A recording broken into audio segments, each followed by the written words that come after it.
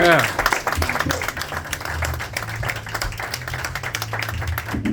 do like Alex Avery, ladies and gentlemen.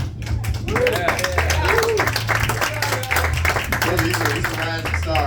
I love him. He takes you in some weird places, but he tends to bring you back. Especially with the porn thing. I was like, it made me think of like when I talk about suffering from porn racism, because there's never anybody that looks like me in porn. You know, going from like the white guys don't match because the body might match, but the dick doesn't. I go for black porn and the dick matches, but the body doesn't. Tried Mexican porn, but they kept playing mariachi music all the time. Yeah, you thinking about that? Ay, papi. Yeah. Not easy to do your business with that. All right, well, I'm glad you guys are enjoying yourselves. We're gonna try to keep this fun going because we got a nice, really good lineup for you guys. So, are you ready for your next performer? Yeah, y'all sound like the St. Cloud crowd. Let's try this again. Are you ready for your next performer? Yeah. All right, that's what I'm talking about. Well, this gentleman next I'm bringing up, he is a top 5 contestant in the Acme's Funniest Person in Minnesota. He's also, which I thought was uniquely interesting, the regional 8th grade spelling bee champion. Yeah, he holds that title, right? Imagine the groupies with that one, right? So I want you to give it up and keep your hands together for Mr. Atul Patel.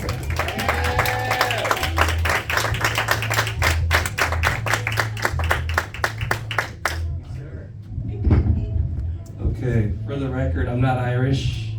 I'm not Atul. My name is Atul, but that's okay. Happens all the time. And also for the record, this is the second time we've had a show down here. So this is a real thing. And we have more people down here than I think they have upstairs. But feel free to go up there. But let's give it up for the people who run the place and let us do live comedy. The place is 120 years old. And while we're at it, let's give it up for beer. Let's give it up for wine, Santa Claus, puppies, and for the cat lovers, how about kittens? I usually don't do that. You guys just got me on a roll. But my name is Atul Patel, so it's kind of short and unimpressive.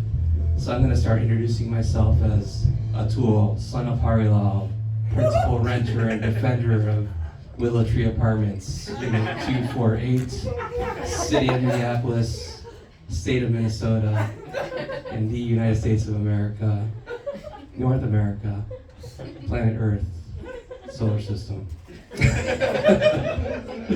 But in case you're wondering where I'm from, I was actually born in India, and I came to the US when I was 4 months old. That's when I lost my accent. I can still do one, but I do not use it unless it is absolutely necessary. Like when I want the tech support guys to understand me. Works out pretty well. But I used to be an entrepreneur, so I was self-employed. But that didn't go well because I wasn't managing my time properly. It just wasn't getting enough done for me. So then I had to fire myself, and I became self-unemployed. But I'm actually now a product manager, because I had to get a job, pay the bills. And I work on these scientific instruments, which are kind of interesting, but very nerdy. But then I thought about it, because you got to get excited in the interview, that there are people that are interviewing for product manager jobs for colonoscopes, right? And they have to pretend they're excited in their job interviews. I'm really passionate about colonoscopy. And I really want to improve colonoscopes for users. That actually has happened somewhere before, probably in the Twin Cities too. But I wasn't getting enough applause in my day job, so that's why I started doing comedy on the side. And I'm still working on getting more applause. Getting there slowly. But I think if I took a different path in life and I didn't have any ethical issues, I would become a scammer consultant, right? So I could like tell them how to like work on their accents, which we already know I can do. I would tell them not to email at 3:30 in the morning, right? And to choose Western names besides Doris and Dwayne, right? And I think I'd be pretty good, but I didn't go that route. But I moved to Minnesota because I have an affinity for passive-aggressive people. And my favorite color is white. That's for the snow and ice, of course. But I do like white people. That's just what or I wouldn't be here.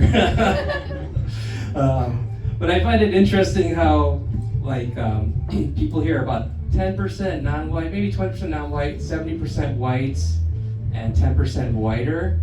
Those are the people that go ice fishing. And it's really weird for me because I'm 100% Indian, right? Both my parents were born in India. And here, everybody's like a mix, right? 1/4 German, 1/2 Swedish, 1/16 Native American. I think that's how you guys reproduced. Your grandpas would seduce your grandmas with fractions. They'd be like, hey honey, let's make a 1/16 Norwegian baby tonight. I think it worked pretty well. Let's see. But I'm from Cleveland, which is technically the Midwest, but it's like the Eastern Midwest, and this is the Upper Midwest. And people here don't realize that it's different. The easy way to tell is that here we call these things parking ramps, and in the Eastern Midwest and the rest of the country, you call them parking garages. So you guys learned something today. But the other big thing is that here people are passive aggressive. There we're more active aggressive. Like we honk our horns at people more freely. And we have this childhood game called Duck, Duck, Goose. But here you guys call it Duck, Duck, Gray Duck, which is either racist or ageist or both. And nobody seems to care. I mean, you renamed Lake Calhoun, so it's something to consider. But does anybody, oh sorry, I have another joke.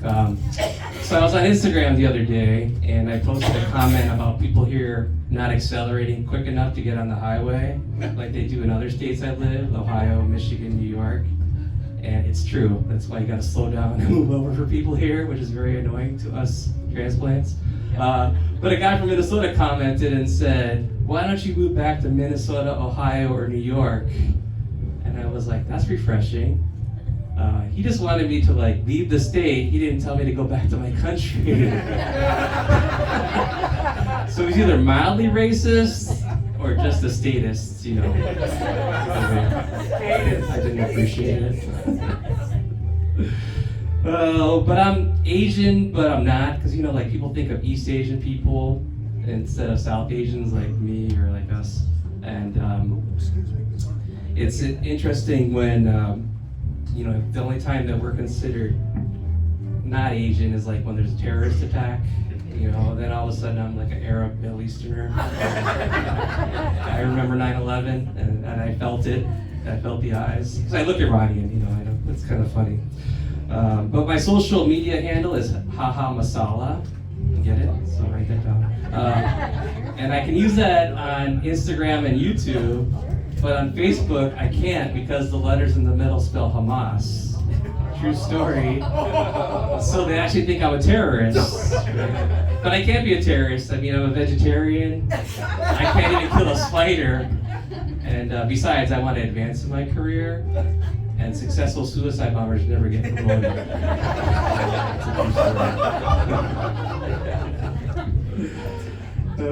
But I get tired of people who think I'm not American because I'm not white. Those are the people who say things like, this is America, why don't you speak English? Well, if you want to judge Americanness based on English speaking skills, and if you look at my ACT verbal scores, I'm a hell of a lot more American than those guys. I can pretty much guarantee. But because I'm Indian, I do get racially profiled. When I go to restaurants, people pull me aside and make me figure out their tip.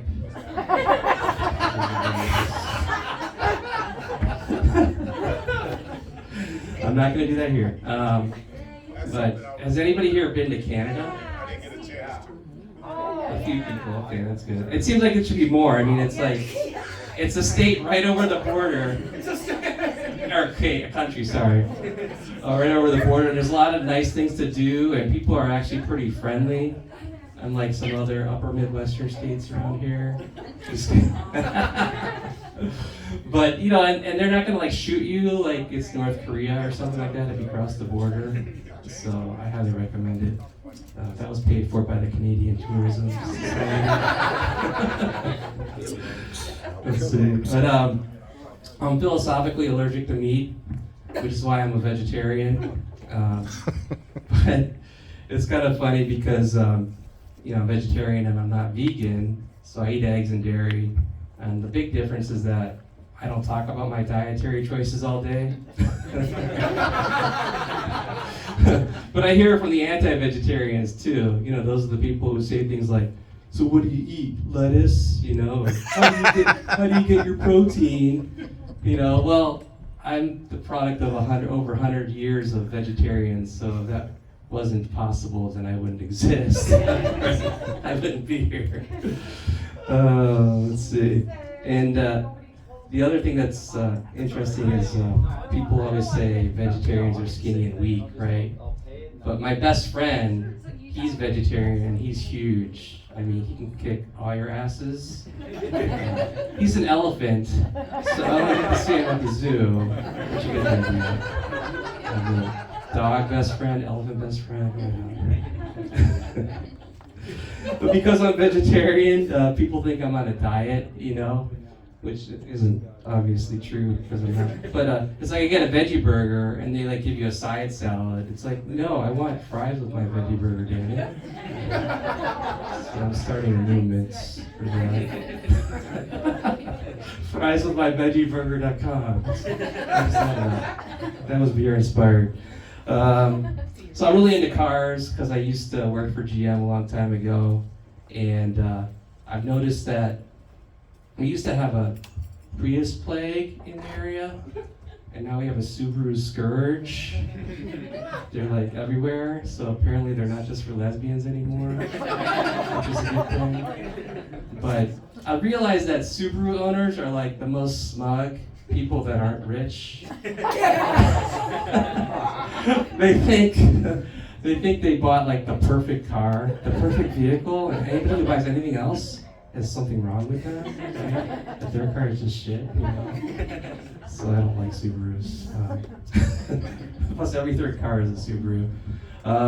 Yeah, and then is anybody else sick of all these full-size pickup trucks roaming around everywhere with nothing but a bully for a driver who doesn't use turn signals, right?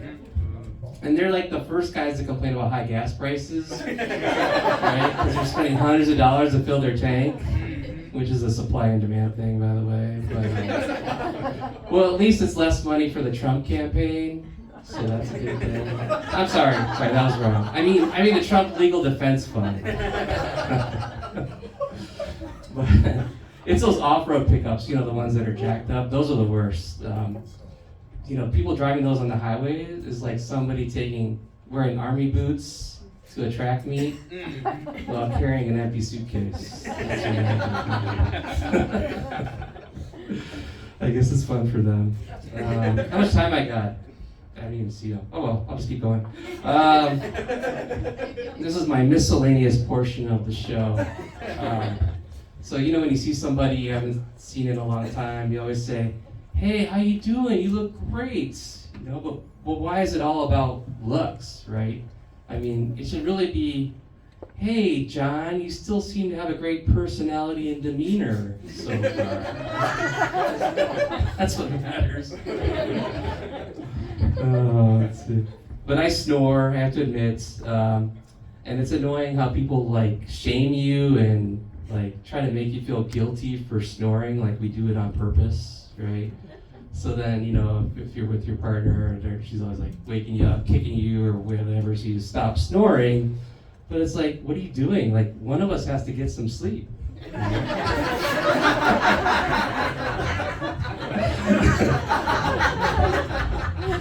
you guys love that one. There must have some snorers in the crowd. That's good. Snorers Rights, that's another website I just started. Free snorers now. I don't know. But the most annoying thing somebody can say to you is, "You look tired." You know? It's like, what am I supposed to do with that information? I mean, are you just making fun of the fact that I don't get rest? You know, and that I don't work too hard? Are you making fun of my genetics? I don't like when they say that.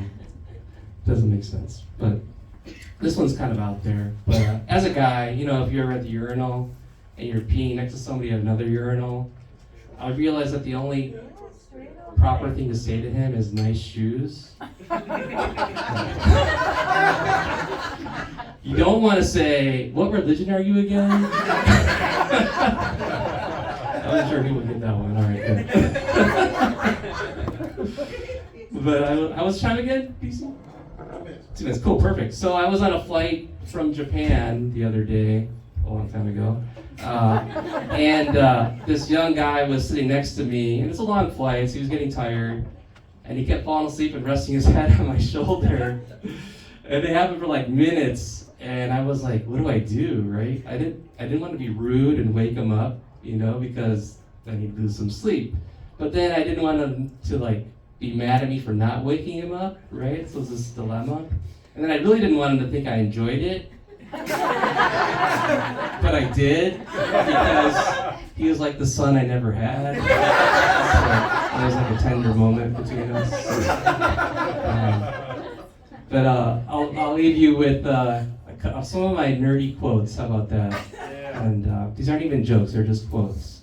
So the faster you drive through a red light, the less chance you have of getting hit.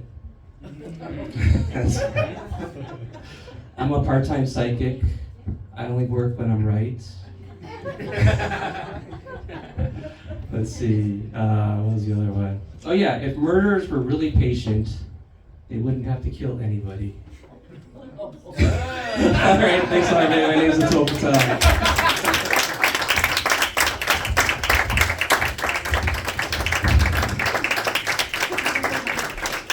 Keep it going for Atul Patel.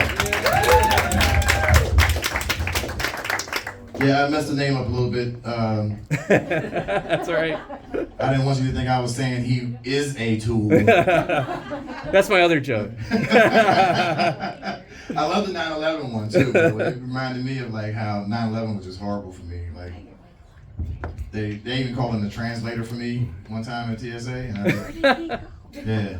I made the mistake of speaking a little bit of Arabic with him, and I had to finally bring him back. I was like, look, it's okay. I'm negligently melanated. And that opened up a whole other can of worms. So you guys enjoying yourself so far? You having a good time? This is definitely something you want to tell people about, right? A nice little hidden gem out here. It's like a NASCAR, like pulling into a NASCAR pit, like a pit stop when you come off the 10. It's like, yeah. I love the fact that there's a trailer park right next door too. I'm going to a hootenanny after this one. Yeah.